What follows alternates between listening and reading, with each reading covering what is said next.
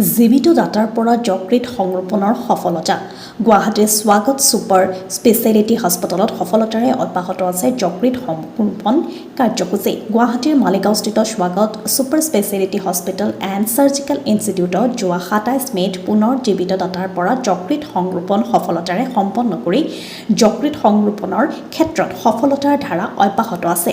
ইয়াৰ জৰিয়তে চিকিৎসালয়খনে উত্তৰ পূব ভাৰতৰ আগশাৰীৰ যকৃত সংৰোপণৰ কেন্দ্ৰ হিচাপে বিশেষ স্থান অধিকাৰ কৰিছে। বৰ্তমান এই হাস্পতালখনে অঞ্চলটোৰ একমাত্ৰ কেন্দ্ৰ যিয়ে নিয়মীয়াকৈ আৰু সুলভ মূল্যত যকৃত সংৰোপণ অস্ত্ৰোপচাৰ সম্পন্ন কৰি আহিছে, যাৰ ফলত অসম আৰু চুবুৰীয়া ৰাজ্যৰ ৰোগীসকলে ঘৰৰ ওচৰতে উন্নত সংৰোপণ চিকিৎসাৰ সুবিধা লাভ কৰিবলৈ সক্ষম হৈছে। উল্লেখযোগ্য যে চলিত বৰ্ষৰ আৰম্ভণিত ৪ এপ্ৰিলত চিকিৎসালয়খনে ৫২ বছৰীয়া মহম্মদ আসগৰ আলীৰ দেহত সফলতাৰে যকৃত সংৰোপণ কৰিছিল, য'ত তেওঁৰ ২০ বছৰীয়া পুত্ৰ এনজামুল হকে দাতা হিচাপে অৱদান আগবঢ়াইছিল। সেই সংৰোপণৰ উৎকৃষ্ট ফলাফলৰ দ্বাৰা উৎসাহিত হৈ চিকিৎসালয়খনে ২৭ মে'ত আন এক যকৃত সংৰোপণ সফলতাৰে সম্পন্ন কৰে। এইবাৰ গ্ৰহণকাৰী আছিলে ৬০ বছৰীয়া মন্মথ কলিতা আৰু দাতা আছিলে তেওঁৰ ২৫ বছৰীয়া পুত্ৰ ধ্ৰুৱজ্যোতি দাস। এই অত্যন্ত জটিল সংৰোপণ অস্ত্ৰোপচাৰসমূহ প্ৰতিষ্ঠানটোৰ বিশেষজ্ঞ চিকিৎসকৰ দ্বাৰা গঠিত বহুমুখী সংৰোপণ দলে সফলতাৰে সম্পন্ন কৰে। চিকিৎসালয় কৰ্তৃপক্ষই জানিবলৈ দিয়া মতে অস্ত্ৰোপচাৰৰ পিছত গ্ৰহণকাৰী আৰু দাতা উভয়ে বৰ্তমান আৰোগ্য লাভ কৰিছে আৰু তেওঁলোকক চিকিৎসালয়ৰ পৰা ঘৰলৈ যাবলৈও দিয়া হৈছে। বৰ্তমান ঘৰত তেওঁলোক সুন্দৰকৈ আছে। ইফালে সংবাদ মাধ্যমৰ সৈতে হোৱা বাৰ্তালাপত স্বাগত super speciality hospital and surgical ইনষ্টিটিউটৰ কৰ্তৃপক্ষই সদৰি কৰা অনুসৰি এই সংৰোপণ কাৰ্যসূচীত চিকিৎসকৰ দলটো নেতৃত্ব দিছে আন্তঃৰাষ্ট্ৰীয় পৰ্যায়ৰ অভিজ্ঞ চাৰ্জন হিচাপে পৰিচিত অধ্যাপক ডক্টৰ সুভাষ খান্নাই। উল্লেখযোগ্য যে প্ৰথমজন গ্ৰহণকাৰী মহম্মদ আসগৰ আলী ইয়াৰ পূৰ্বে সংকটজনক অৱস্থাত কেইবাবাৰো চিকিৎসালয়ত ভৰ্তি হ'বলগীয়া হৈছিল। তেওঁক সফলতাৰে যকৃত সংৰোপণ কৰাৰ আগতে বেণ্ডিং চেংষ্টেকেন টিউব সোমোৱা আৰু BRTOৰ দৰে কেইবাটাও জীৱনদায়িনী প্ৰক্ৰিয়াৰ মাজেৰে যাবলগীয়া হৈছিল। তেওঁৰ ক্ষেত্ৰত গেষ্ট্ৰ'এণ্ট্ৰলজিৰ সহায় কৰিছিল ডক্টৰ অমিতাভ গোস্বামীয়ে। আনহাতে অস্ত্ৰোপচাৰ সংৰোপণ দলটো আছিলে জ্যেষ্ঠ পৰামৰ্শদাতা যকৃত সংৰোপণ শল্য চিকিৎসক ডক্টৰ বিকাশ মুণ্ড, মুখ্য পৰামৰ্শদাতা আৰু গোটৰ মুৰব্বী ডক্টৰ আশিষ জৰ্জ।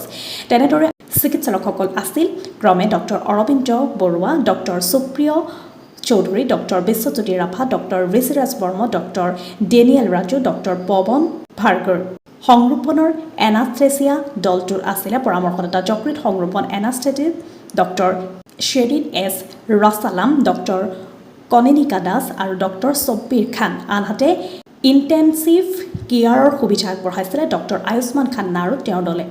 কাৰ্ডিঅলজি, ৰেডিঅলজি, পেথলজি আৰু চাইক্ৰিয়াট্ৰী বিভাগৰ জ্যেষ্ঠ পৰামৰ্শদাতাসকলেও ৰোগীসকলৰ সৰ্বাংগীন যতনৰ ক্ষেত্ৰত সক্ৰিয়ভাৱে জড়িত আছিল। এই সন্দৰ্ভত ডক্টৰ সুভাষ খান্নাই কয় যে ধাৰাবাহিকভাৱে যকৃত সংৰোপণৰ সফল সংৰোপণ আমাৰ প্ৰতিষ্ঠান আৰু সমগ্ৰ উত্তৰ পূবৰ বাবে গৌৰৱৰ বিষয়। আমাৰ লক্ষ্য হৈছে এক বহনক্ষম আৰু সুলভ যকৃত সংৰোপণ কাৰ্যসূচী প্ৰতিষ্ঠা কৰা, যাতে ৰোগীসকলে চিকিৎসাৰ বাবে ৰাজ্যৰ বাহিৰলৈ যোৱাৰ প্ৰয়োজন নহয়। দেশৰ বহুতো চিকিৎসালয়ৰ তুলনাত আমাৰ ইয়াত যথেষ্ট কম খৰচতে বিশ্বমানৰ সংৰোপণ চিকিৎসা প্ৰদান কৰিব পৰা যায়।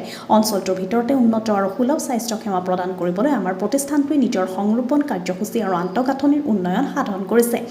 প্ৰতিষ্ঠানটোৱে যকৃত বিকল হোৱা আৰু অন্যান্য উন্নত পৰ্যায়ৰ যকৃত ৰোগত আক্ৰান্ত ৰোগীসকলক সুলভ চিকিৎসাৰ বিকল্প প্ৰদান কৰিবলৈ প্ৰতিশ্ৰুতিবদ্ধ।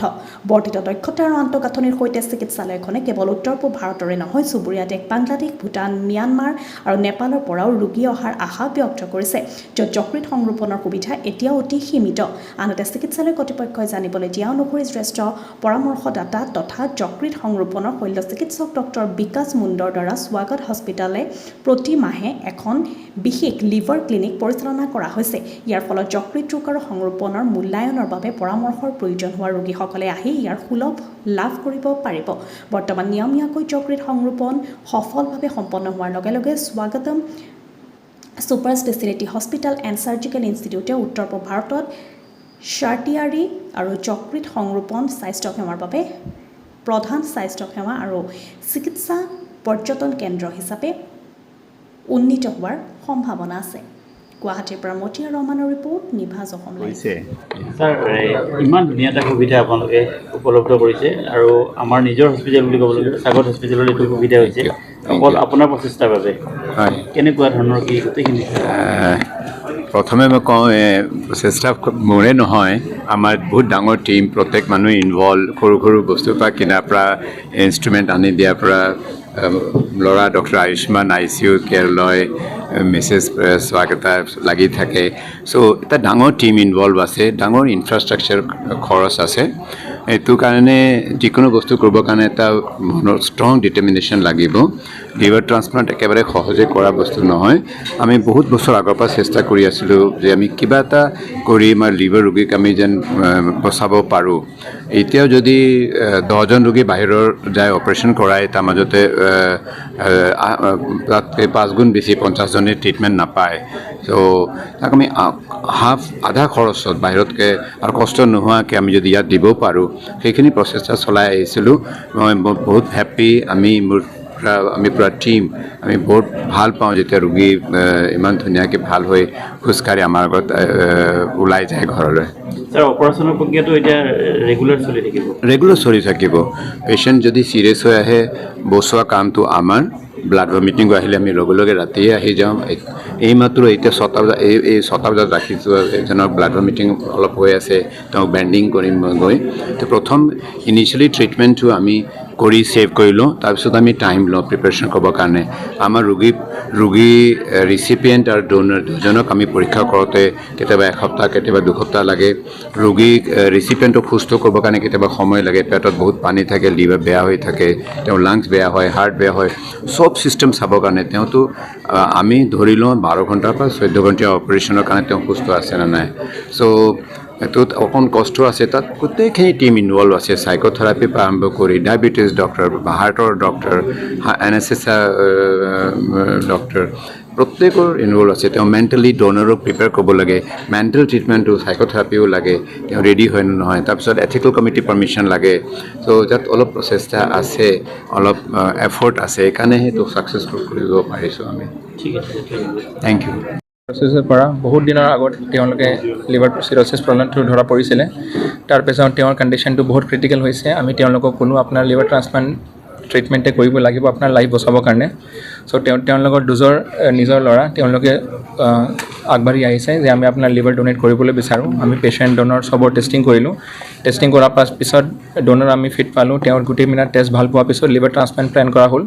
লিভাৰ ট্ৰান্সপ্লাণ্ট পিছত 2জন পেচেণ্ট ভালকৈ ৰিকভাৰ কৰিলে। প্ৰথম পেচেণ্ট আজি 2 মাহ হ'ল, তেওঁ আকৌ একদম সুস্থ হ'ল, নিজৰ লাইফষ্টাইল নিজে যি আছে একো কমপ্লিকেশ্যন মেজৰ ডাঙৰ প্ৰব্লেম হোৱা নাই।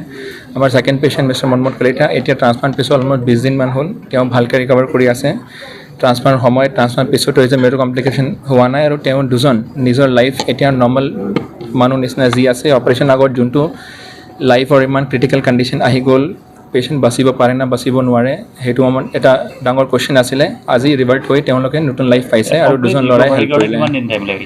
ৰিকভাৰী কৰালে মষ্টলি ডোনৰ ৰিকভাৰীটো আপোনাৰ 10-15 দিন ভিতৰত কমপ্লিট ৰিকভাৰীটো আহি যায়। তেওঁৰ নিজৰ খোৱা নিজৰ বস্তু, নিজৰ কামবিলাক চব আৰম্ভ হৈ যায়। পেচেণ্টৰ কাৰণে 1 মাহ 1.5 মাহমান লাগিব পাৰে আৰু সেইটো আপোনাৰ ডিপেণ্ড কৰে অপাৰেশ্যন আগত আপোনাৰ বডিটো কিমান উইক, আপোনাৰ অপাৰেশ্যন আগত কিমান কমপ্লিকেশ্যন আছিলে।